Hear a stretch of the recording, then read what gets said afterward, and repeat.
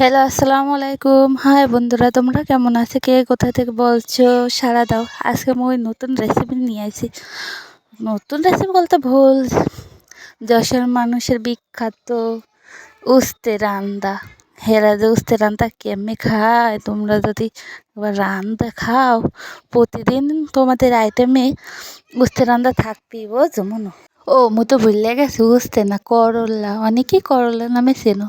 এই করল্লা রানলে তিতা লাগে না, কিন্তু ভাজলে তিতা লাগে। এটা তোমরা না খাইলে বুঝবো না, বুঝছো মনো?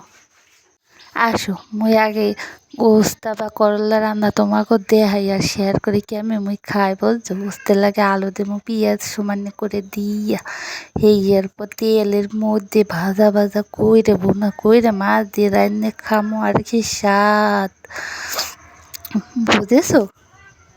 মোরা কিন্তু মাছের তরকারিতে কিন্তু আলাদা মশলা খাই না।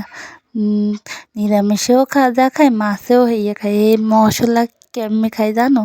সরিষা, জিরে, কাঁচামরিচ আর পেঁয়াজ বাটি, সবটাই মোরা ইয়ে খাই। কিন্তু ওই গোশে খালি পাইটে দিই শুকনো ঝাল, আর মশলা সব গোটা গোটা দিই। তোমরা কেমনে কী খাও আমাকে একটু জানাইও, বুঝছো? মোর আগে কিন্তু এগুলো খাইতাম না। বরিশালের রান্না সব আলাদা। বরিশালের মাসের লাগে কিন্তু রান্না কেউ মিলবে না। যশোরের রান্না একটু আলাদা, তো একটু স্বাদ লাগে। মুই কিন্তু এই বরিশালে রান্না শেয়ার করিনি, যশোরের রান্না শেয়ার করছি। এই যশোরের রান্নাতে মোর যে কত কষ্ট হয়েছে জানো? বকুনিও শুনছি রান্না